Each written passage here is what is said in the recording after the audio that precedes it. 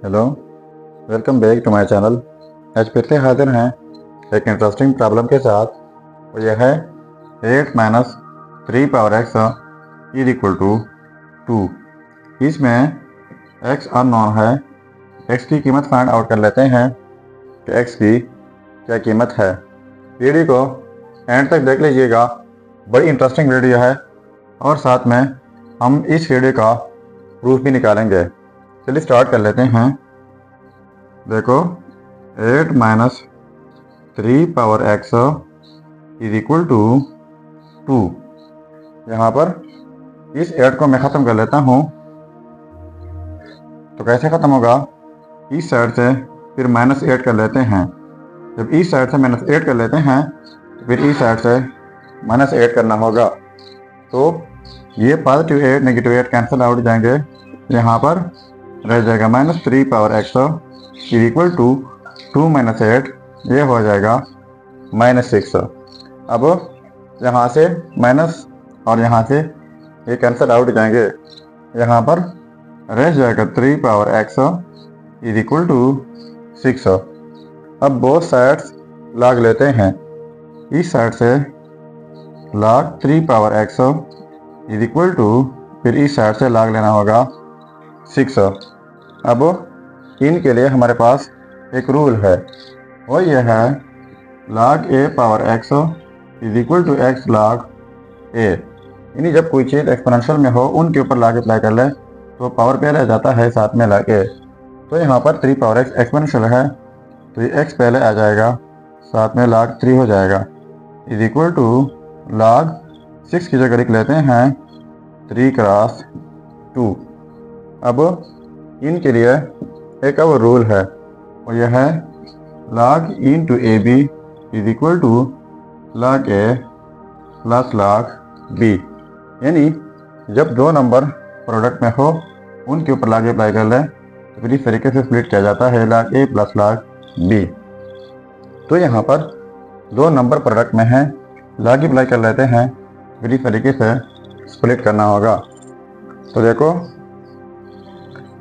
x log 3 is equal to log 3, ये फिर साथ में प्लस log 2 हो जाएगा। ठीक हुआ। इसके बाद बोथ साइड्स डिवाइड कर लेते हैं log 3 से। तो x log 3 is equal to log 3 plus log 2। तो इस साइड से डिवाइड बाई log 3, फिर इस साइड से डिवाइड करना होगा log 3 से। तो ये log 3 और ये कैंसिल आउट जाएंगे। तो यहाँ पर रह जाएगा x इज इक्वल टू, और इस log 3 को स्प्लिट कर लेते हैं तो ये हो जाएगा log 3 divide by log 3 plus log 2 divide by log 3।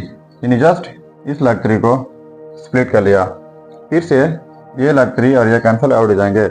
यहाँ पर रह जाएगा x इज इक्वल टू, इन की जगह 1 प्लस, अब इनके लिए एक और रूल है, और यह है log to the base a argument b is equal to log b by log a। यानी log to the base a argument b हो तो यही log बेस के साथ अलहदा लिखा जाता है, आर्गूमेंट के साथ अलहदा। तो हमारा क्वेश्चन इस फॉर्म में मौजूद है, इस फॉर्म में लिख सकते हैं। तो पहले ए की log हो जाएगा। अब log 3 है, यानी log a, तो ये बेस की जगह है तो 3 बेस की जगह आ जाएगा। अब log 2 है, यानी log b, तो b आर्गूमेंट की जगह है तो 2 आर्गूमेंट की जगह आ जाएगा। सो ये रहा हमारा फाइनल रिजल्ट। अब अगर इसी रिजल्ट को हम चेक करना चाहें कि वाकई ये रिजल्ट ठीक है या गलत, तो यहाँ पर मेन प्रॉब्लम में x की जगह ये रिजल्ट पुट करके अगर ये 2 के इक्वल आता है तो ये रिजल्ट ठीक होगा। चलिए अब चेक कर लेते हैं। अब देखो, इसी रिजल्ट को चेक करने जा रहे हैं कि वाकई रिजल्ट ठीक है या गलत।